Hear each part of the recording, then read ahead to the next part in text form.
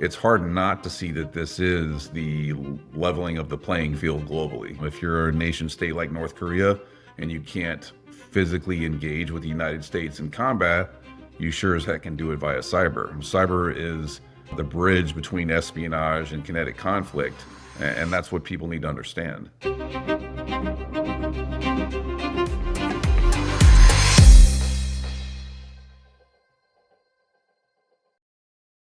Hi, everyone, and welcome to the HIP Podcast. I'm Sean Dubey, Principal Technologist Americas, and your host today. Way back in 2017, the Forbes editorial board said, "Every company is a technology company, no matter what product or service it provides." What they're saying, of course, is that airlines are technology companies that are good at the logistics of moving people around in airplanes. Healthcare orgs are technology companies that are good at managing clinicians, patients, insurance, and facilities to provide services. For better or worse, technology and software now rules the world, and that has major implications for every aspect of our lives. My guest today is Dr. Chase Cunningham. Known in the cybersecurity industry as Dr. Zero Trust, Chase Cunningham has extensive experience in all aspects of enterprise security. Before joining DemoForce.com, he was the former CSO at Ericom Software. He was also previously Vice President Principal Analyst at Forrester, where he tracked and covered all aspects of enterprise security, including zero trust trends, technologies, and frameworks. Creator of the Zero Trust Extended framework and a cybersecurity expert, Chase has decades of operational experience working in various capacities supporting NSA, U.S. Navy, FBI Cyber, and other government mission groups. In particular, Chase spoke at our HIP conference last year, giving a very sobering session on cyber threat, the fifth horseman of the apocalypse, that outlined the implications that cyber threats such as nation-state cyber warfare and cybercrime have on our current and future world. We'll put a link to his session in the podcast. Welcome, Chase. Hey, thanks for having me on. Yeah, it was good to be in New Orleans with you guys. That's one of my favorite towns. Yeah, your talk has had a lot of legs. A lot of people have been discovering it and paying attention to it afterwards, and it also got a lot of word of mouth at the time saying, "Whoa, did you see that session he gave?" Everybody walked out kind of depressed, I think. Yeah, sometimes telling people what's really going on can be depressing, but it needs to be said. Well, exactly. And so let's start from the beginning, assuming that our audience hasn't seen your session yet. Why do you refer to cyber threats as the fifth horseman? And for the reference for people that don't know offhand, the other four are war, famine, pestilence, and death. But tell us about where cyber fits into that. Yeah, so the point that I was trying to make in this one was really that there's a bigger geopolitical reason that cyber is becoming the agent of chaos that really is becoming. And if you look at what's going on globally with a whole bunch of different aspects of the geopolitical stage, as far as famine, lack of food, climate change, the coming demographic collapse, those types of things, there are drivers that organizations and international groups are using to really push themselves forward. And it's crazy to me because if you think about it, you back up from it and really understand all these different reasons for things occurring. It's hard not to see that this is the leveling of the playing field globally. If you're a nation state like North Korea and you can't physically engage with the United States in combat, you sure as heck can do it via cyber. And that's really what we're seeing. So it was just one of those ones of let's think bigger than just cyber is cyber. Cyber is the bridge between espionage and kinetic conflict, and that's what people need to understand. The bridge between espionage and kinetic conflict. Okay, that's a good soundbite to remember. So the linkage here is between the significant challenges that the world population is encountering for all of these aspects of the other four horsemen. And as they face these challenges, everybody, of course, tries to figure out how to best mitigate those risks. And so what you're saying is that cyber warfare, cyber espionage, cyber crime is an asymmetric way to help mitigate that risk. Is that what you're saying? 100%. I mean, if you look at what's going on with the demographic issues in mainland China, if you think about mainland China, they had the one child rule for a long time. They kind of population exploded. They try to dial it back. Then you dial it back too far, and then you move into this space now where they're not going to have enough people, literally, in the very near future to be able to support the Politburo. They have to do something, and they're never going to engage in kinetic conflict with an organization like the United States for a whole bunch of reasons unless they have to. So you leverage cyber conflict because there's almost no attribution. It's able to reach out internationally, and you can literally manipulate the entire economy remotely so that you can achieve those objectives. And this is where I would also argue that China has probably become the world superpower because of this willingness to engage in that type of activity. But you also see it in Russia. I mean, Russia is deeply engaged in the conflict in Ukraine. However, there are agents inside the Russian Federation that are doing things internationally to cause chaos and conflict. And Putin has even been noted as saying that chaos is the goal. You do that via cyber. You don't do that by putting boots on ground anymore. And that is very important for everybody that's connected or digital to understand is you are operating in a live fire battlefield environment. You're not just on the internet. Right. So it would be easy to conflate the nation state threat actors all into the same bucket, but kind of what you're implying is that they act differently. They have maybe at a high level similar motivations, but their strategies are and philosophies are very different. Correct. So any nation, really, the goal is to be the dominant power on the planet. I mean, that's what the U.S. has been for a long time. China wants to be that. Russia, North Korea, anybody that the power is the ultimate aphrodisiac, right? Everyone wants to be the most powerful thing on the planet. But the way that you do that has to change with the reality of the space in which you operate. Russia does not have enough financial resources to engage in military conflict with the United States, short of nuclear conflict, which is bad for everybody. China does not wish to engage in kinetic conflict with the United States for a whole bunch of reasons. So what do? They basically rally behind these circumvented, circuitous, veiled attacks against the United States so that they can continue to push narratives and capabilities where they see them, being valuable. And whether or not, I'm not a political animal, but whether or not people get into it, like there was actual Russian influence in the election. There will be Russian influence in the elections to come. There's Chinese influence in our elections. So it's a bigger, broader play. I call it like 4D chess, and people should understand that that's what's going on. It is not just geeks fighting each other digitally. This is nation state. This is the future of the planet. I feel that the various nation states are going to be elbowing each other, trying to interfere as much as possible, and literally side by side against us in this situation. Well, So, there's no Geneva Conventions either. People should remember that. There is right. no standard of play. There are no rules. This is the wild, wild west. Well, and there is an excellent point, and this is something that you bring up in your talk, specifically about China and about the rules that the West assumes, and that speaking of the United States in particular, that we are at least told that we follow. There's plenty of skepticism as to how far that goes. But compared to China, that makes no rules about it. Can you speak a little bit more about that and why that's one reason the playing field is different?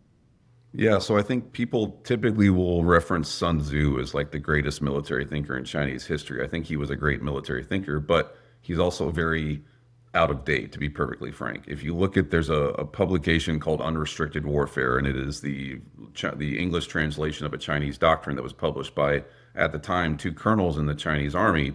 And they basically said, look, if China wants to become the dominant player on the planet by 2035, 2050, we have to take the gloves off. And what that means is we have to be willing to engage in conflicts outside the bounds of what we currently know that we're good at. And that's what they've done. I mean, these guys were actually talking about 9/11 type attacks before 9/11. They were talking about using cyber way before cyber was ever a thing. So I think that that is worth it for people to understand. And I mean, I worked at NSA, I worked in the military, all those things. I can tell you the personally, without getting myself in trouble, like the level of requirements that we have to go through to be able to act in cyber, it's it's mind-boggling.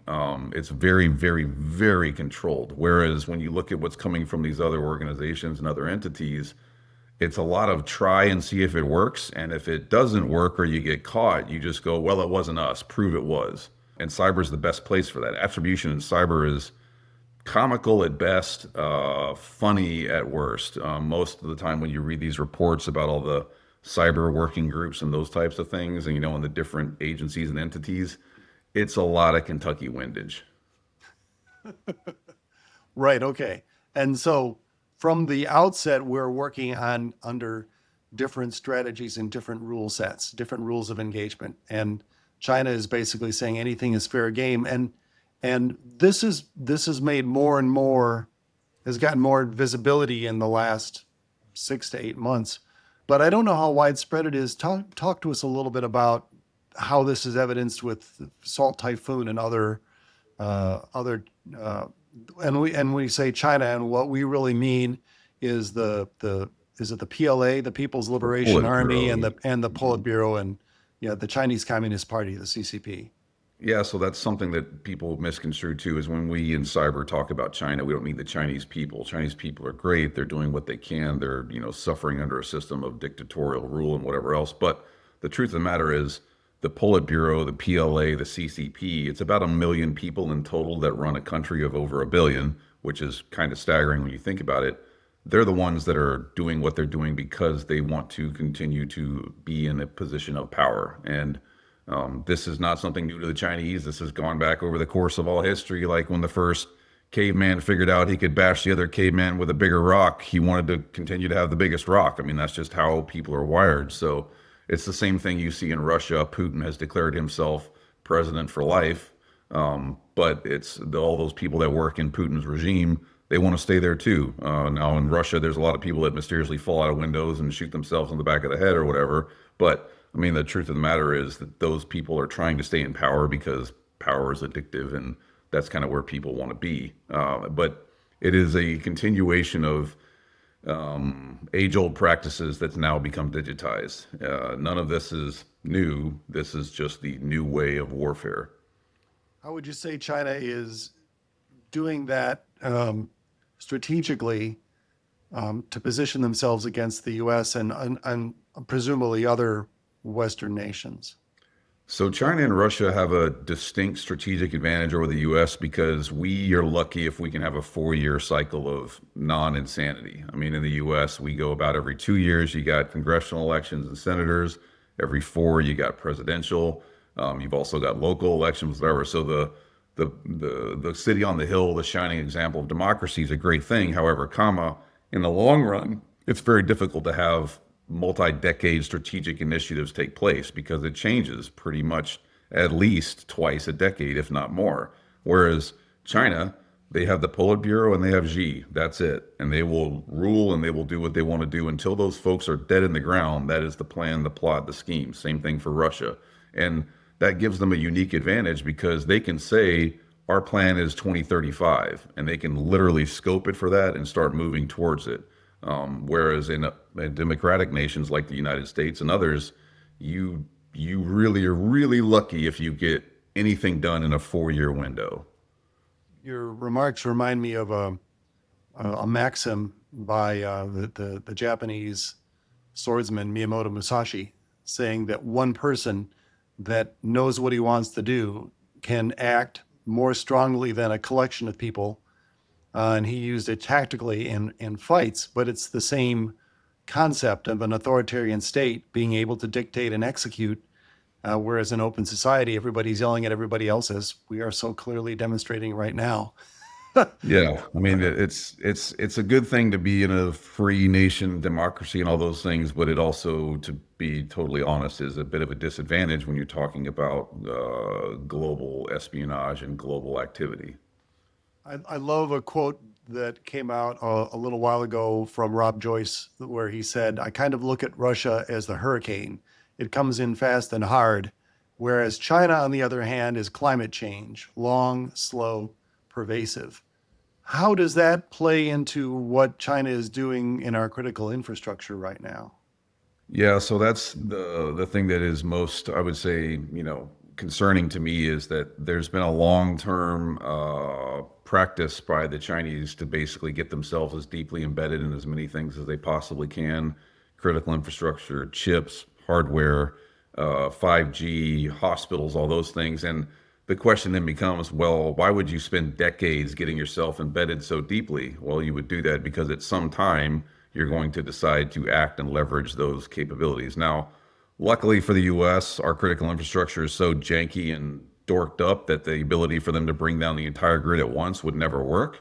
However, there is a very real possibility that certain major metropolises or different areas of the country that are interconnected with real stuff would have a problem should they decide to act on that. And we've been buying Chinese tech for forever. And most people also don't realize that there's a literal law in China that if you build, develop, or do anything inside of mainland China, the government has unfettered access to it. Period, point blank, end of story.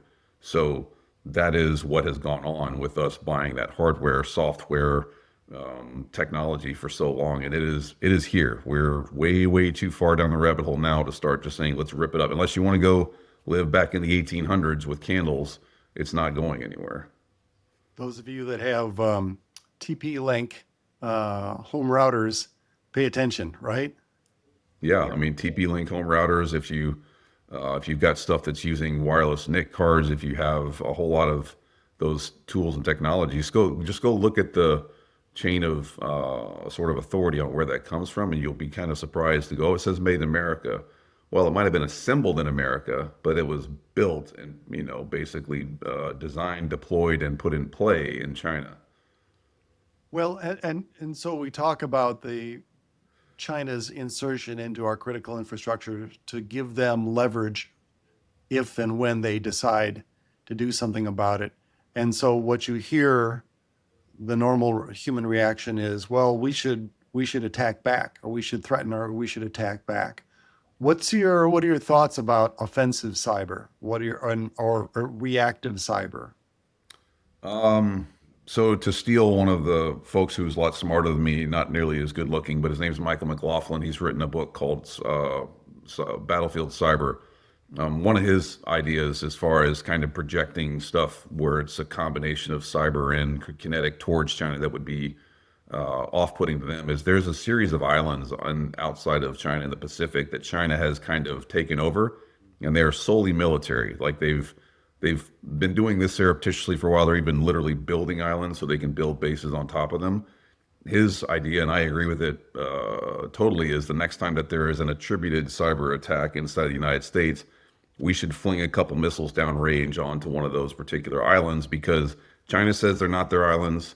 They don't really claim them, but they're clearly theirs. And they also wouldn't be able to do anything about it because then they would have to accept attribution.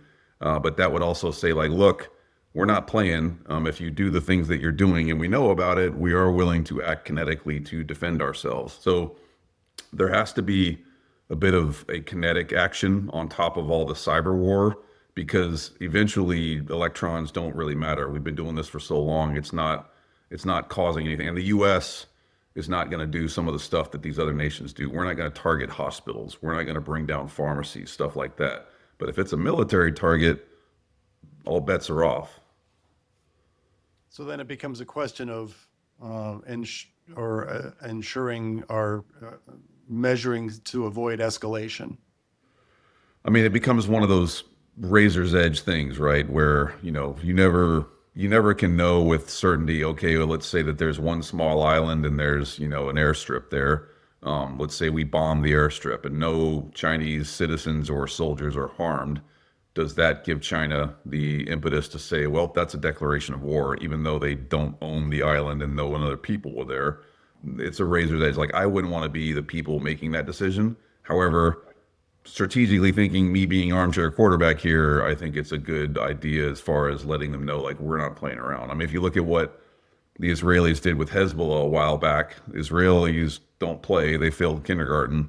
They let everybody know, like, look, if you do things against us, eventually we can act and it will be kinetic and people will lose their lives. And you don't see follow-on attacks after that.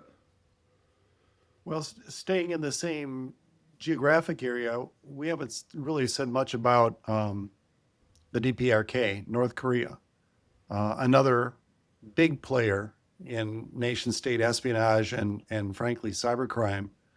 You talked about it in at the HIP conference. Are there any updates or anything that you've seen or anything that we should know about, or maybe just start with a little bit of a background about the success of North Korea in supporting themselves?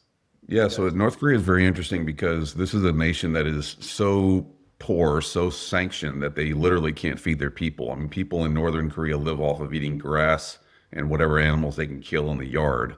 And they use human fecal matter for material to fertilize because they don't have enough cows to do it. So the fact that they have built a nuclear program, which is capable of launching intercontinental ballistic missiles, is staggering. The question becomes, well, how have they done that?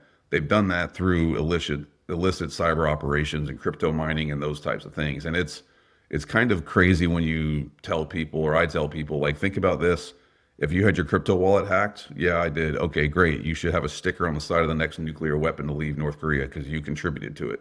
And China and North Korea work together. Not all of the North Korean stuff comes through North Korea because they don't have enough internet. A lot of times they send people to China and back and forth to engage in those operations.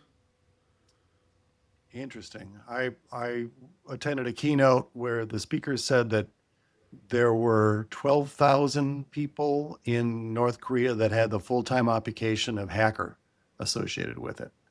That's, yeah, I mean, of those 12,000, my question would be how many of those 12,000 have visas that get them into mainland China and how often do they visit?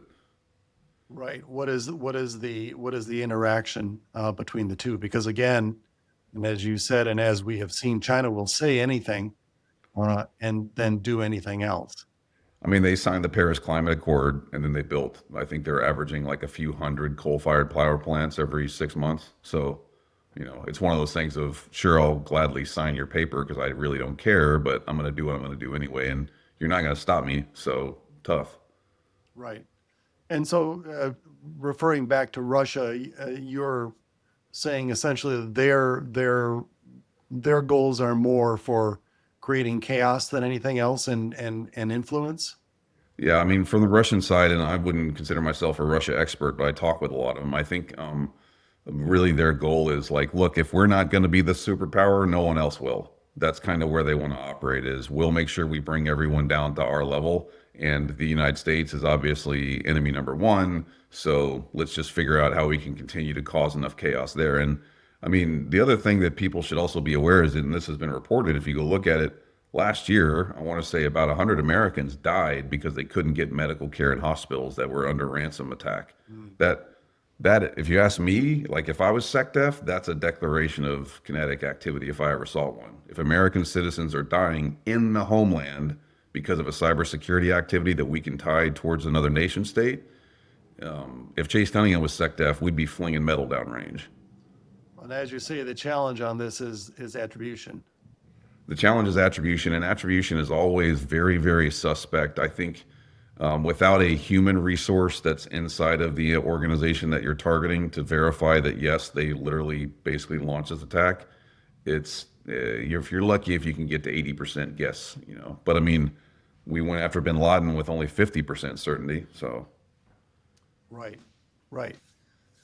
So last year, you also said that when you were working with federal agencies and legislators, they didn't seem to get it around cyber. They thought it was annoying and they were hoping that it was going away. They didn't get the importance of cybersecurity on national security.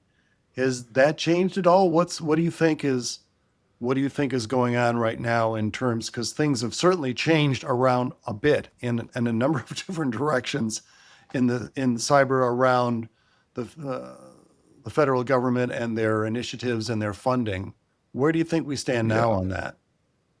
I think honestly, it bothers me the way that things are going just because, and again, I'm not a political person, but I think that some of the people that we've appointed, like literally Sean Cairncross, and you can look it up during his testimony for his position appointment, he said, I don't know much about cyber. And it was like, wait a minute, you're the guy that's going to be the director of national cyber, and you're literally telling Congress you don't know much about it? That seems like a problem. And we've removed a lot of people that were pretty good at cyber and put them in other places or just gotten rid of them entirely. There's agencies as well that seem like they're going to collapse in on themselves for a whole bunch of reasons between cuts and et cetera. So I personally am not too thrilled about the way that things have been going. I think that there's great people up there that want to do the right thing, but it's also, the fact is, not a lot of people on the Hill really understand this space all the way down to the technical side of it. I mean, if you look at Congress and the Senate, we've got 400 plus representatives. Do you know how many of them actually have degrees in technology or cyber? One. I was gonna raise one hand. Yeah. Yeah, one person, right? We had two. Will Hurd was the other guy. Will Hurd quit because he was so sick of things. Now we have one. So that seems like a problem to me. Right.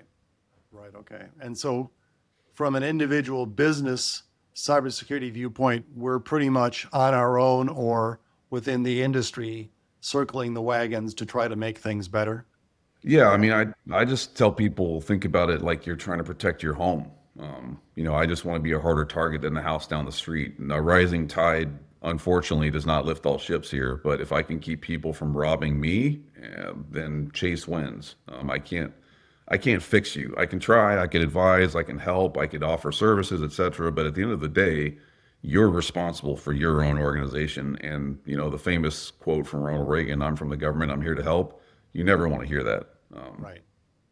Right. Well, literally, the last person I was talking to on this podcast, I used the quote that I've been using increasingly from Rachel Wilson, who is the former head of offensive cyber at NSA, said, "You don't want to be the slowest gazelle in the herd," basically.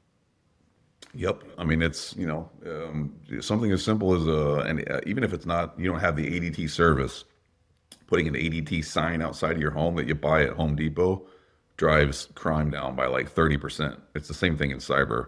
Just be a slightly harder target and make it not worth their time, and you're better off. Nation state, different story. You're not going to stop a nation state, but the general kind of hackery stuff is defensible.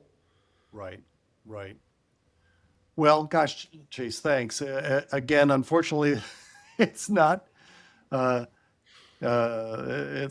uplifting as we would like it to be, but that's the world as we see. We'll add you to the what is it? I have to look up who the mythical character is that cries out about the four horsemen, and we'll put you in that category there. But that's okay. We need to understand. It's really important, especially.